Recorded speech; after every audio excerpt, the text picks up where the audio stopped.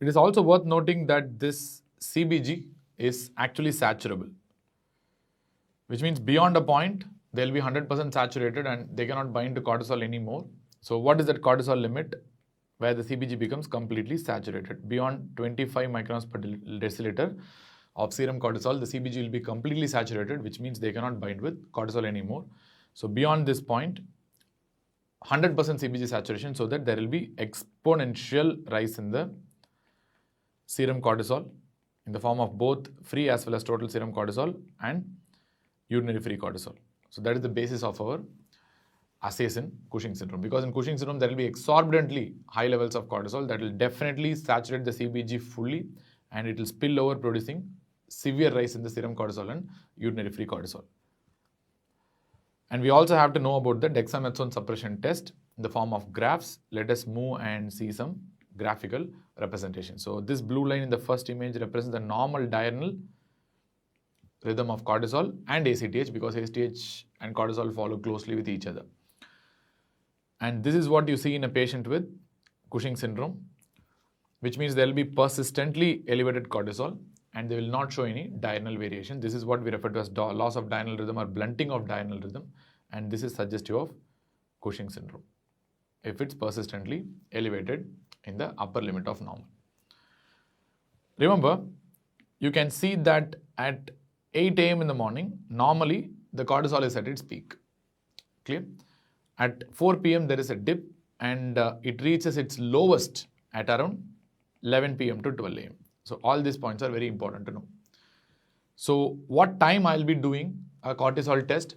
As far as Cushing syndrome is concerned, usually I'll be doing a 11 p.m. to 12 a.m. test, serum cortisol test, or late evening salivary cortisol test, because that is the time where cortisol should be at its low. If I prove at that time the cortisol levels are very high, I can tell the patient is suffering from Cushing syndrome, because I am proving that there is loss of diurnal rhythm in these patients.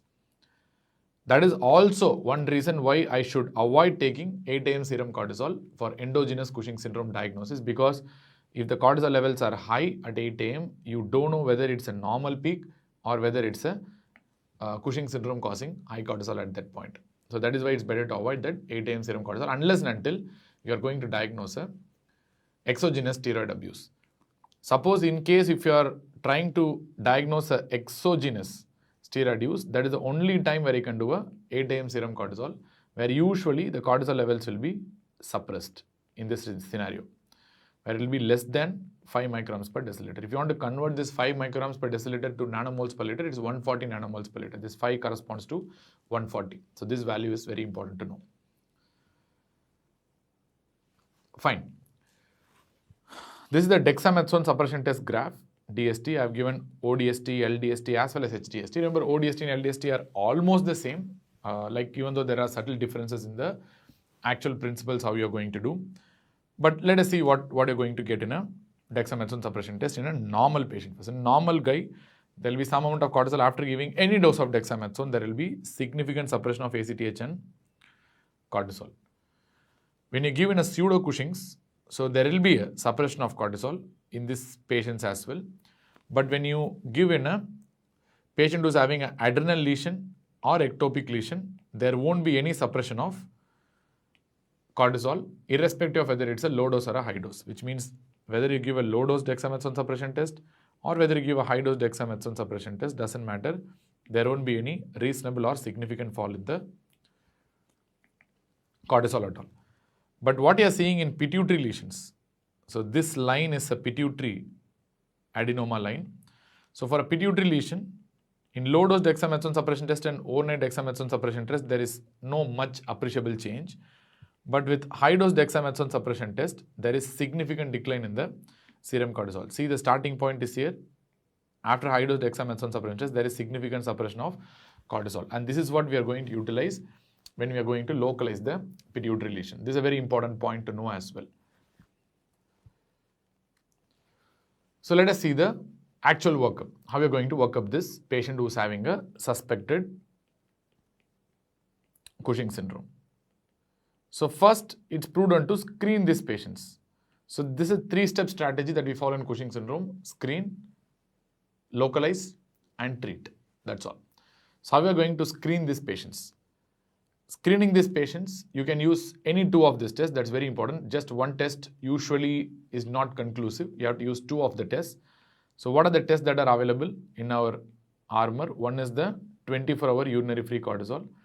Remember, 24-hour urinary free cortisol is cumbersome, and usually false negatives are very common because the patient may not collect the urine properly. If they miss some collection, there is a risk of false negative.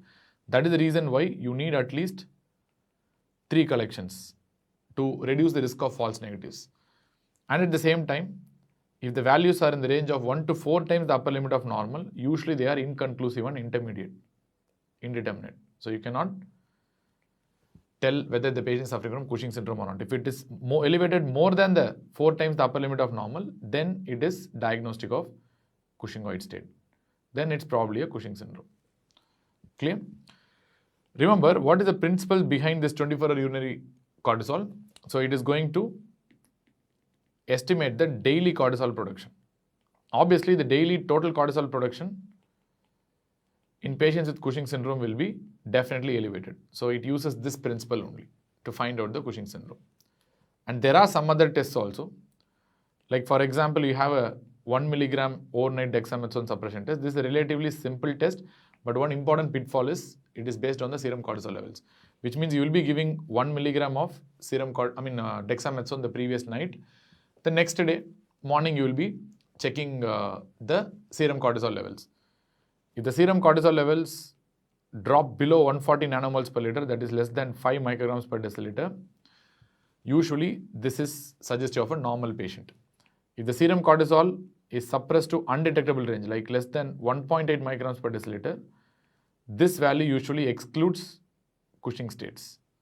This is impossible to have a Cushing's with this value. But anyway, less than 5 itself is considered to be completely normal. But please be very careful. There are multiple confounders with this test. The most important confounder is the CBG, because this test is based on the serum cortisol. So depending on whether CBG is high or CBG is low, this test can be falsely normal or falsely positive or falsely negative also. So you have to be very careful with regards to the cortisol binding globulin. And second thing, there are some things that can alter the dexamethasone levels itself. For example, when the patient is taking phenobarbital or phenytoin or certain other drugs like rifampicin, or even if a patient is a chronic alcoholic, in these patients, there will be too much activation of cytochrome P450 enzymes, CYP enzymes, which is going to increase the metabolism of dexamethasone. Which means you will not be able to achieve sufficient levels of dexamethasone in the body. Because of the same, your serum cortisol levels may be falsely elevated. Falsely elevated serum cortisol. Because you don't reach an adequate level of dexamethasone because of accelerated metabolism of dexa.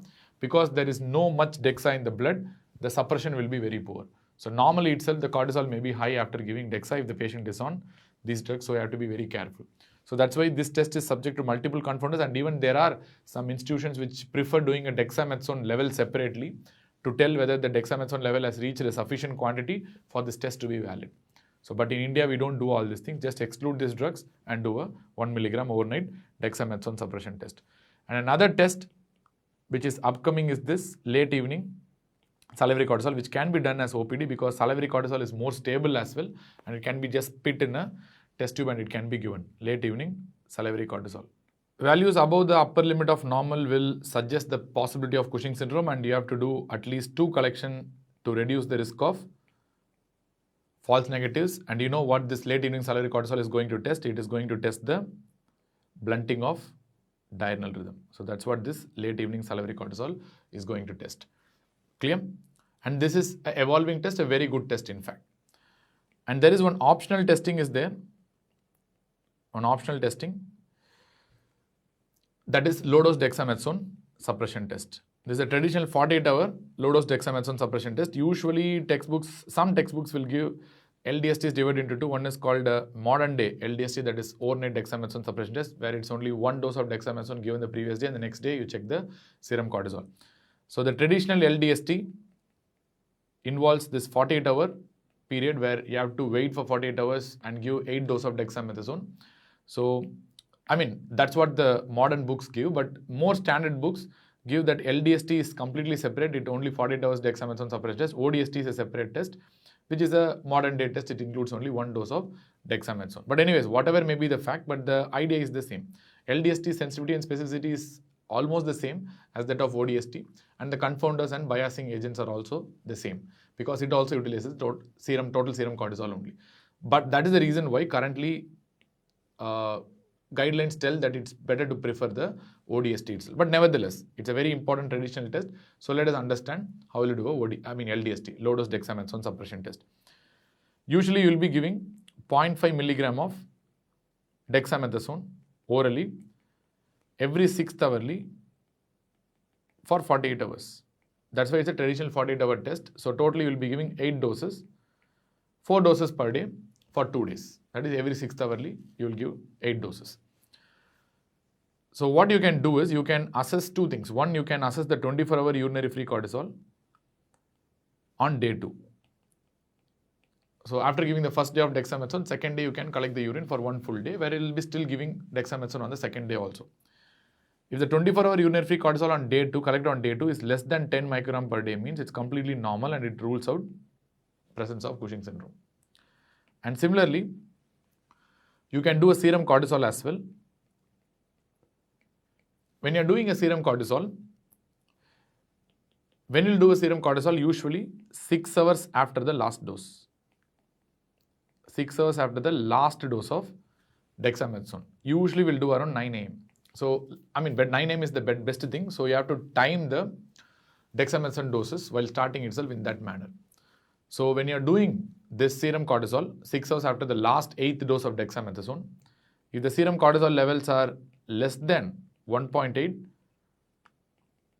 micrograms per deciliter, that actually is a normal finding. So that's what a normal patient will behave like. When the serum cortisol levels are less than 1.4 micrograms per deciliter, that tells you it is impossible to have Cushing syndrome. So that rules out a Cushing syndrome.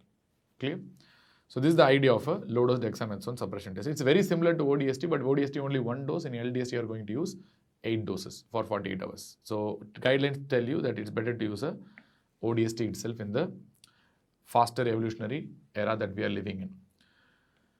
Guidelines also tell it's better to use at least 2 tests to diagnose the possibility of Cushing states. So don't use only 1 test, at least use 2 tests as a combination.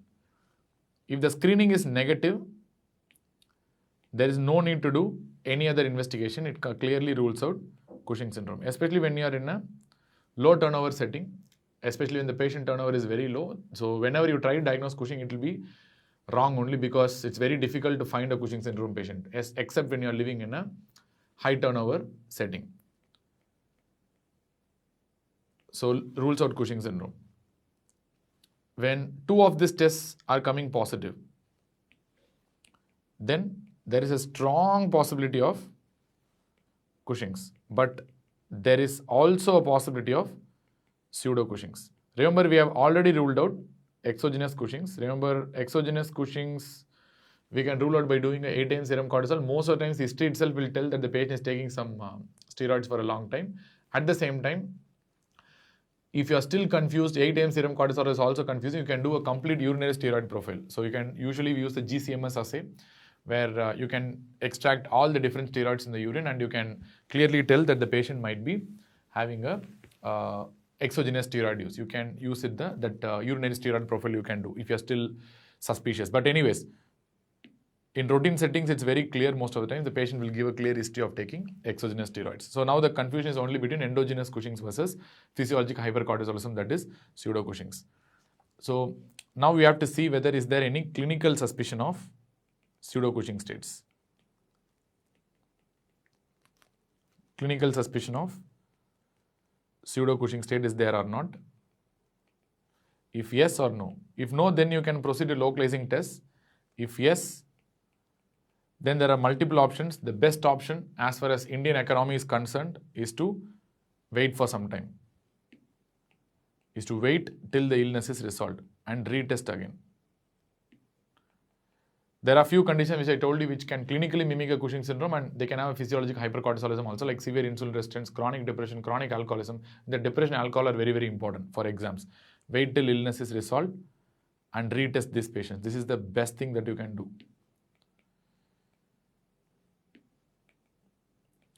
Supposedly, if you really want to diagnose, there is one test, but still it will give rise to a lot of confusions again. But anyway, there is one experimental test is there, research-based test, that is CRH stimulation after DEXA suppression.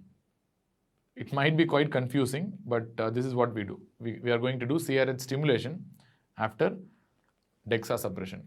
So remember, what we'll be using here is, first we'll be doing a low-dose dexamethasone suppression test. That is a traditional 48-hour. So once the 8th dose of dexamethasone is done, 2 hours later, we'll do a CRH stimulation. Usual dose of CRH is 1 microgram per kilogram. Clear? So usually the principle behind this differentiation between endogenous Cushing and pseudo Cushing is the fact that the patients with pseudo Cushings are relatively responding to your dexamethasone suppression, but they will have a poor response to CRH stimulation, which means there will be blunting of CRH stimulatory effect on pseudo Cushing's patients, but they will be having a good suppressive effect of dexamethasone on them, which means when you are giving a DEXA suppression, they will suppress the cortisol. When you are giving CRH stimulation, they will not be able to push up the cortisol again. So that is how a pseudo Cushing patient will behave like. So if the serum cortisol levels are more than 1.4 micrograms per deciliter, usually that is suggestive of endogenous Cushing states, a true Cushing state. If serum cortisol levels are still less than 1.4 micrograms per deciliter, it is usually suggestive of a pseudo Cushing state. This is usually validated in depressed patients, alcohol patients, and severe obesity patients and all are not properly validated by this test, and this will again give rise to a lot of questions and confusions. And anyways, for depressed patients, yes, it is having good specificity of almost 94 to 97%, but my suggestion is not to use this test unless and until you are living in a very, very endocrine rich setting. Clear? So anyways, so I can clearly tell that if the patient's serum cortisol with CRH stimulation after DEXA suppression, if it's more than 1.4 micrograms per deciliter, now I can tell I am entering a zone of true endogenous Cushing's. True endogenous Cushing state. After confirming it's an endogenous Cushing, now my idea is to localize where is the problem. So the first localizing test I'm going to use is ACTH, serum ACTH. If serum ACTH are less than 5 nanograms per liter, which means they are seriously suppressed, means I am dealing with the ACTH independent cause, likely to be in the adrenal. So that is the reason I am going to do adrenal imaging as a next step, because obviously it localized to the adrenals. So I have to do adrenal imaging. Probably the receptor defect could be there, but that's quite rare in adults. Or if the ACTH levels are increased, if it's more than 20 nanograms per liter, which means ACTH levels are increased, I am dealing with the ACTH dependent cause. ACTH dependent causes, we know only 2 causes are there. One is a pituitary source, or it could be a ectopic source. Let us come back to that. But what if the ACTH levels are in the range of 5 to 20? Now if the ACTH levels are indeterminate, if it's in the range of 5 to 20 nanograms per liter, usually this range goes towards a central cause. Why? Because this range of ACTH is unlikely to be seen in an ectopic cause, because in ectopic the ACTH levels will be exorbitantly high. At the same time, there is a log linear relationship between cortisol and ACTH. Cortisol and ACTH, there is a log linear relationship where the more and more cortisol is, the lesser and lesser ACTH you will be seeing under normal physiological circumstances, which means if it's a cortisol increase, it's a ACTH independent cause, means usually ACTH levels will be undetectable. It's very difficult to see a normal range or even slightly elevated range of ACTH. So once the ACTH independent cause are ruled out and your ectopic cause are ruled out, because by logic that does not happen, usually this automatically goes towards a pituitary source only, very commonly. But to confirm that it's a pituitary source, you can do a CRH stimulation test. So when you do a CRH stimulation, if the ACTH increases, because pituitary responds actually to high dose dexamethasone and probably to CRH to an extent, but ectopic source will not respond. So when you have increased ACTH up to more than 35% the baseline, the previous value, or if there is increase in the cortisol to more than 20% from the baseline value, that's the previous value, it tells you that the patient is having a central pituitary cause, probably suffering from a Cushing's disease. Clear? So, but remember, a normal range usually tells you that the patient is having a pituitary cause only, despite having high cortisol if the patient is having normal ACTH. So, now let us further work up. So, what about this adrenal imaging? Adrenal imaging means you can do either a CT or an MRI. So, obviously you can pick up a tumor, which clearly tells you that is the cause. It could be a adenoma or a carcinoma. Adenoma or a carcinoma. Based on imaging findings, you can pick it up. I'll be discussing about this in the adrenal insulinoma chapter. So once you know it's a tumor, what you're waiting for, you're going to treat with unilateral adrenalectomy. So whether cured or not cured, if the patient is cured from the disease, then you're going to observe for long run for the relapse, and once they're gone for remission, then you can stop the follow-up. So if the patient is not cured or the patient is having remission or relapse, then you have to reconfirm the diagnosis. Why you have to reconfirm the diagnosis? Because patient may have been suffering from a bilateral disease, like for example a nodular hyperplasia. So that's why you have to reconfirm the diagnosis. You might do a biopsy. So if you reconfirm the diagnosis, if the patient is having a micronodular hyperplasia or a macronodular hyperplasia, it's better to go for a bilateral adrenalectomy, which means this is the only way to cure these patients because they are having bilateral problem. It's a genetic defect. So it's not going to affect only one of the adrenals. So which means initially you are falsely diagnosed as it could be an incidentaloma, but the patient will be having micro or macronodular hyperplasia. So you are taking that incidentaloma, which is non-functioning, as a cause of this Cushing syndrome, and you have removed that gland. But the other gland is actually having genetic defect. Now it's producing excessive cortisol. So it has to better reconfirm the diagnosis, and if it's a micro or macronodular hyperplasia, it's better to do a bilateral adrenalectomy. In case if it's a metastatic cancer, if it's an adrenal carcinoma that is having metastasis, because of that you are having a problem, in that regards, you can use a medical therapy. For adrenal cancer, the moment I tell adrenal cancer, because brain adenomas are impossible to come again, it must be a cancer then. If it's a cancer, then medical treatment with mitotin. This is called adrenolytic, which I'll be discussing in some time. You can use this therapy. Suppose on the other hand, if your adrenal imaging is normal, is not showing any tumor, no tumor. So then there is a strong possibility of your micro or macronodular hyperplasia, which means it's a receptor level defect. There is a strong possibility. So either you can proceed ahead with bilateral adrenalectomy in this scenario, or if you are living in an endocrine rich setting, you can do some other tests to confirm this particular receptor defect. For example, you can do a upright posture, cortisol and ACTH, or you can do a AVP stimulation. This will tell you the patient is probably having a V1 receptor related macronodular hyperplasia, or it could be a beta adrenergic receptor defect related macronodular hyperplasia.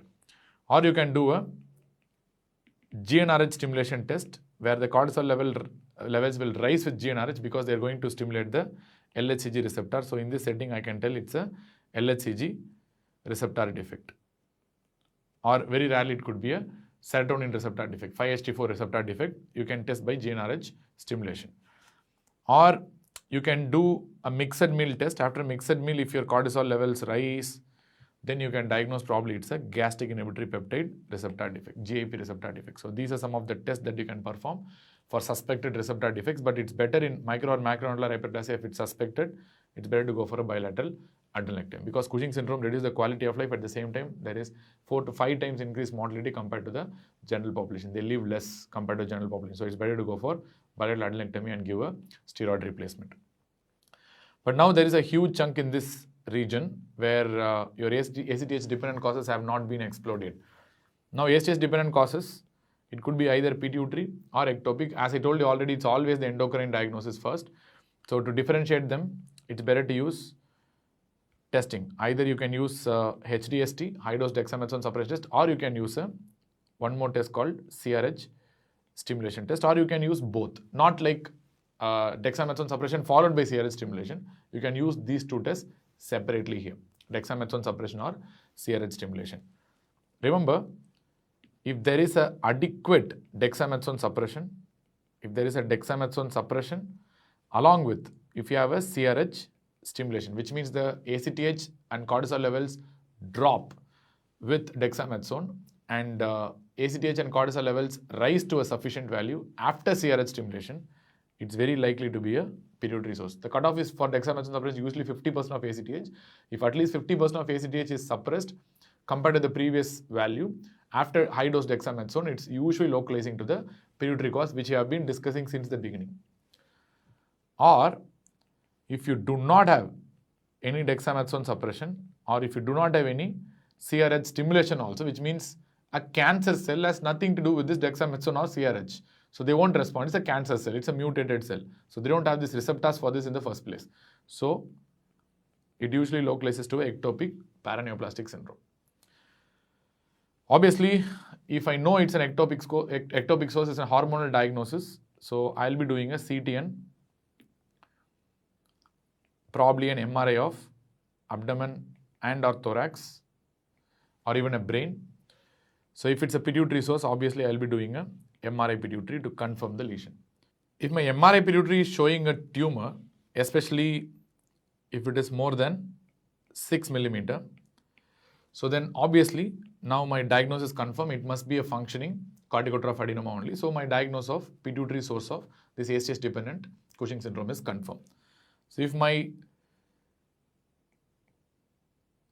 CT or MRI of the abdomen and thorax is showing a malignancy, a mass somewhere, so definitely my diagnosis of ectopic ACTH producing Cushing syndrome is confirmed. But what if the CT is normal here, and what if the MRI of the pituitary is normal or showing a tumor whose size is less than 6 millimeter? Which means this well could be a incidentaloma. This might confound your diagnosis, because if you have an incidentaloma that is non-functional, but you might have some ectopic source of tumor that is producing ACTH, you might be missing out. So that is why less than 6 millimeter tumors, you have to be very careful. It might be just a incidentaloma, not maybe a functioning tumor, where you might have a functioning cancer somewhere else, which you might be missing if you think it's a pituitary tumor causing ACTH production. So in this setting, to avoid confusion, it's better to do a final test that's called a IPSS. That's the IPSS sampling. That's very important. Inferior petrosal sinus, you will be doing bilateral IPSS. Bilateral inferior petrosal sinus will be cannulated and it will be sampled. Remember, it is a technically very, very demanding procedure, and you have to be in a very endocrine rich and high resource setting to do, and you have to have a person who's technically a good expert in doing this procedure. It's not a very easy thing to do. So in IPSS, what you're trying to do is you're finding out the gradient, which means where the ACTH is high, whether in the inferior petrosal sinus sample or in the systemic sample. So what I'm going to do is I'm going to see the gradient. That is, I'm going to compare the IPSS sample ACTH versus the systemic sample ACTH. So you can do with CRH and without CRH as well. Suppose if my IPSS sample ACTH is high compared to systemic sample, which means if without CRH stimulation, if my IPSS sample to systemic sample gradient is more than 2, or if with CRH stimulation, if my IPSS to systemic sample gradient is more than 3, which means it's very clear if IPSS sample ACTH is high, means definitely it must be coming from the pituitary source only. Similarly, if my IPSS to systemic sample ACTH without CRH stimulation is less than 2, or if the gradient with CRH stimulation is less than 3, then it usually goes towards a ectopic cause. Clear? This is fairly simple and straightforward. So initially I used HDST or CRH stimulation. Then once I know that probably this is the cause, then I move towards a imaging. If imaging is inconclusive, then I'll be finally going towards a IPSS should be a final resort. When all other investigations have been inconclusive and failed to localize the tumor, then you can prefer doing IPSS. It's a very technically demanding procedure. Now, how will you treat this pituitary tumor? Pituitary tumor, is going to be easy to treat because you're going to do a transfemoral surgery for sure, TSS. If the transfemoral surgery cures almost 70 to 80% of patients with expert surgery, definitely will be cured. So they will go for usually remission and they can be just observed over a period of time, or you can lose the full follow-up after some years. So if it is not cured, then in this setting, once again, you have to reconfirm diagnosis because it still could be some other cancer producing that. So you have falsely diagnosed a pituitary adenoma causing excess ACTH. So it reconfirm diagnosis here. So once you have reconfirmed diagnosis, you can repeat the resection. Repeat resection is performed. If repeat resection also fails, still the patient is having high ACTH and Cushing's features. In this scenario, it's better to go for a pituitary radiotherapy plus or minus medical treatment. I'll tell you the details of medical treatment in some time. If still the patient is not cured, despite adequate radiotherapy and medical treatment, you have to go for bilateral adrenalectomy, which is palliative. It's a palliative bilateral adrenalectomy. Remember, there is one important syndrome called as Nelson syndrome that can happen, especially if you are doing a bilateral adrenalectomy for an incompletely resected pituitary adenoma, for an incompletely resected corticotroph adenoma without a pituitary radiotherapy. So if you do this, then there is a risk of developing something called a Nelson syndrome. Remember, when you do a bilateral adrenalectomy and you remove the adrenal gland completely, you will drop the cortisol completely and the patient will be relieved of Cushing syndrome all right. But this becomes a very powerful stimulator for the pituitary to produce ACTH, and this feedback stimulation of the pituitary by this loss of cortisol might stimulate the growth of the tumor because it's incompletely resected and you have not given radiotherapy. It might result in expansion of the tumor, and that is what we refer to as a Nelson syndrome. And this tumor expansion usually will be locally invasive. That is the problem in Nelson syndrome. It will not be treated in a very good way. So usually it will be locally invasive tumor and it will be very difficult to treat. That is why it's better to avoid Nelson syndrome. Usually if you do bilateral adrenalectomy, you have to give high dose exogenous glucocorticoid at least to suppress this ACTH axis and to suppress the tumor growth. And at the same time, it's better to give a radiotherapy. Still, you might end up with Nelson syndrome in certain patients after doing a bilateral adrenalectomy.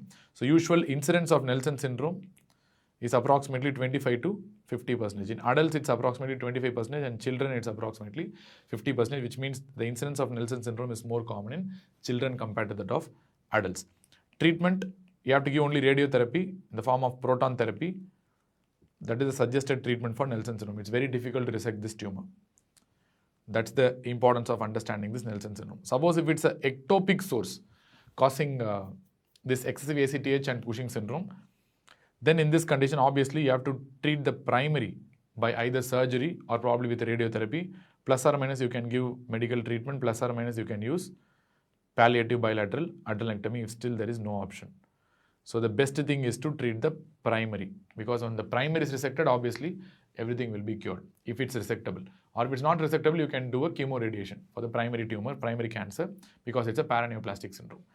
So this is how you are going to evaluate and treat a Cushing syndrome patient. Finally, there are two more things which I need to tell. One is about the medical treatment that is given to Cushing syndrome patients. What are the medical treatment options? First of all, indications for medical treatment. Very commonly, we use in acutely ill patients, especially prior to surgery for stabilization.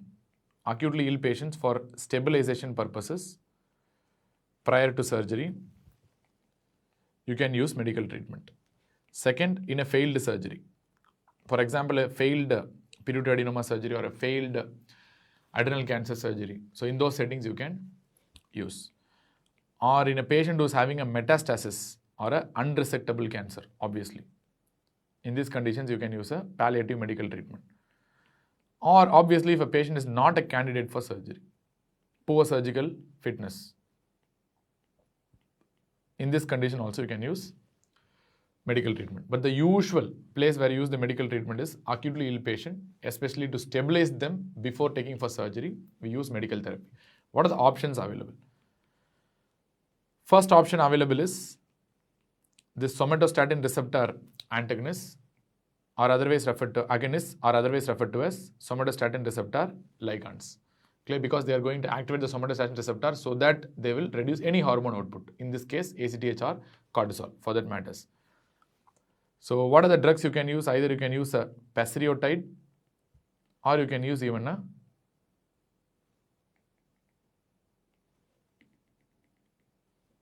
drugs like octreotide. But what we prefer for pituitary related lesions is pasireotide, which I have told you already, because the receptor location.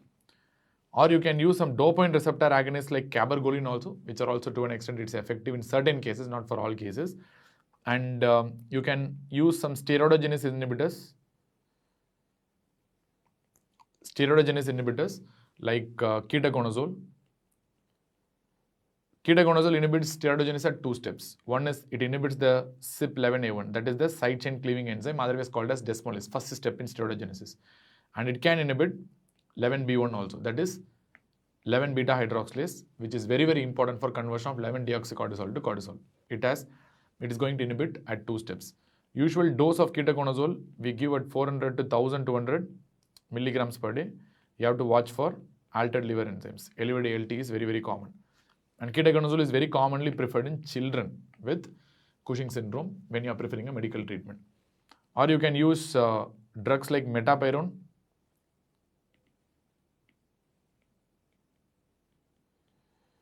metarapone, so which is going to block the CYP11B1. By doing that, it's going to prevent the conversion of this 11-deoxycortisol to cortisol.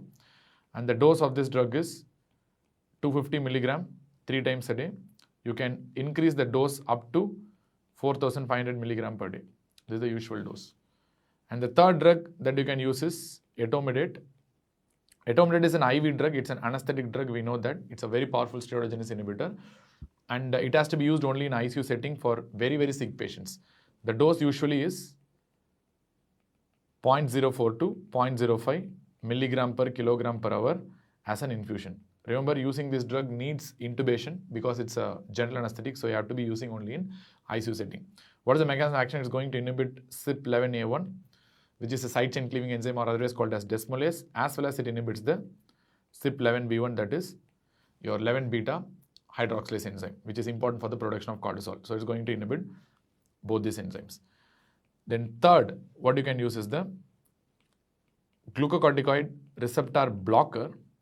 One of the important drugs that blocks the glucocorticoid receptor is mifepristone. Mifepristone doesn't only block the progesterone receptor, it also blocks the glucocorticoid receptor, famously called as RU486. Clear? The dose of this mifepristone usually is 200 to 400 milligram per day. Very costly drug, very costly option. 200 to 400 milligram per day. Maximum dose you can go up to 1200 milligram per day. But a very big advantage is its rapid action, very rapid action. The effect will be visible in days to weeks. So it's a very rapid action compared to the next drug we are going to discuss, that is an adrenolytic drug. Adrenolytic drug, that is mitotane. Mitotane is an adrenolytic drug, which means it destroys the adrenal cortex. That is the idea. Apart from that, it inhibits multiple enzymes in the steroidogenase pathway.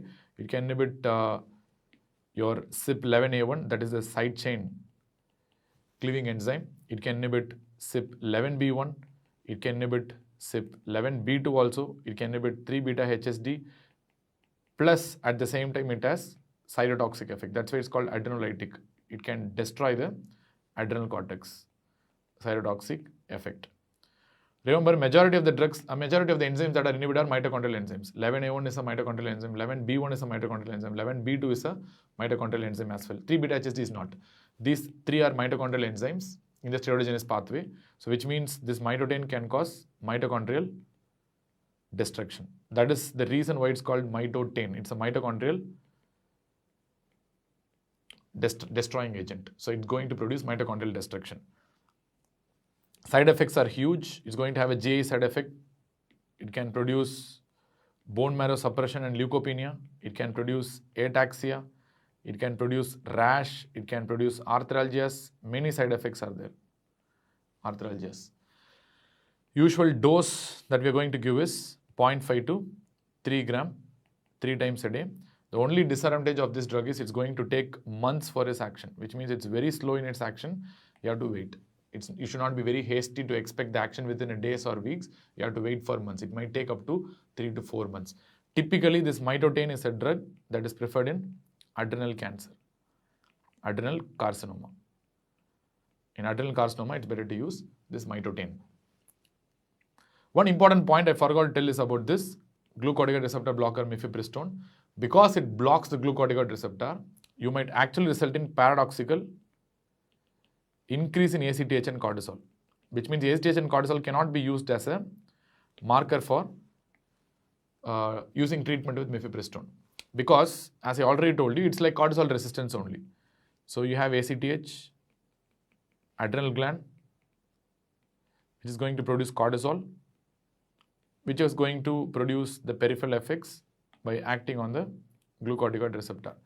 And the feedback is also given to the pituitary and the hypothalamus through the glucocorticoid receptors only. Because you are blocking the glucocorticoid receptors, the effects will be lower down, which means the Cushing syndrome features will come down definitely with mifepristone, but your cortisol levels will increase because the feedback to the pituitary also will be blunted, which means the ACTH levels also will rise and cortisol levels also will rise, which means the hyperpigmentation may actually worsen in this case.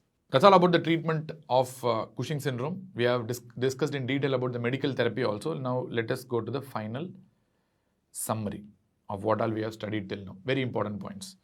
So let us compare the adrenal lesion with the pituitary lesion, especially the Cushing's disease, and the ectopic lesion, and finally let us compare with the normal patient at the end. So with regards to the age of development, adrenal lesions usually happen at a very early age, where adrenal adenoma will be common at young adults and adrenal carcinoma will be common in children. Pituitary usually will be late, around 4th, 5th decades of life, and ectopic is variable depending on the cancer that the patient is going to get. Progression, adrenal lesions, progression is variable. Adenoma is generally having a slow progression, but carcinoma can have a rapid progression, but it's highly variable. Pituitary lesions typically will have a very slow progression, we know that, whereas ectopic ACTH producing carcinomas will be having a very rapid progression of Cushing syndrome. This is what the thing that I've told in the beginning itself. And what about the blood pressure? Blood pressure is variable here in adrenal lesions. If it's a carcinoma, it might be elevated, but generally it will be normal usually. Whereas in pituitary lesions, there will be hypertension because of excessive ACTH and excessive cortisol. At the same time, they will be having high DOC production also. And ectopic lesions, definitely they will have hypertension without a doubt. And pigmentation. Pigmentation in adrenal lesions is impossible because they will be having low ACTH because it's ACTH independent lesion, whereas pigmentation is very classical in pituitary lesions and ectopic lesions, that is ACTH dependent lesions. And hypokalemia is characteristically absent in pituitary lesions and your adrenal lesions, but whereas hypokalemia is very much seen along with metabolic alkalosis in ectopic lesions especially. I told you the reasons, I explained with diagram also already. And ACTH levels obviously will be low in case of adrenal lesion. It will be definitely high in case of ectopic and pituitary lesions. Usually ACTH levels will be extremely high in ectopic lesions. That's a characteristic feature.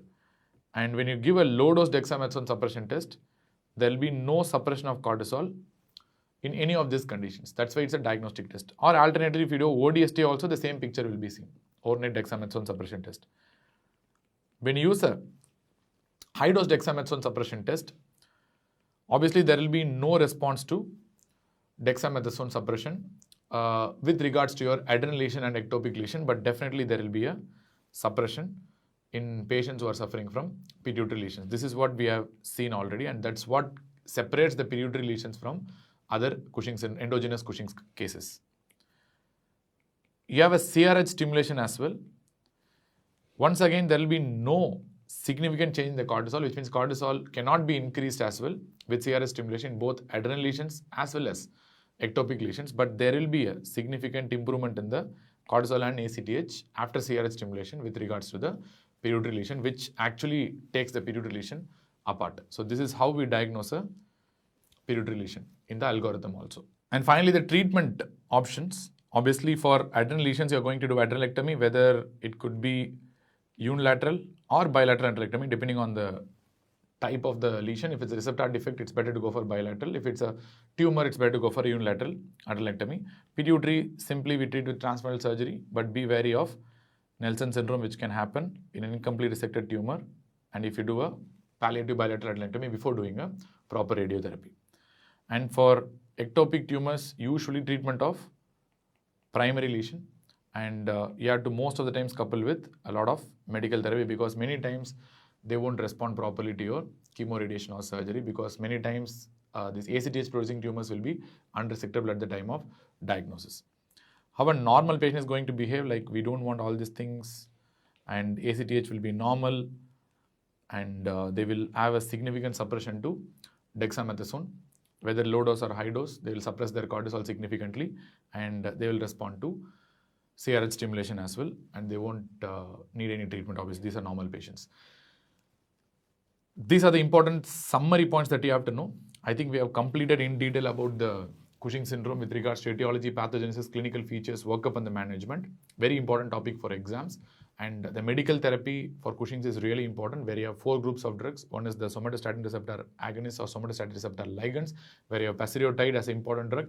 Then you have the steroidogenesis inhibitor, where you have this ketoconazole, etomidate, and meterapone as your important treatment options. Then you have this adrenolytic, typically used for adrenal cancer, that's mitotane.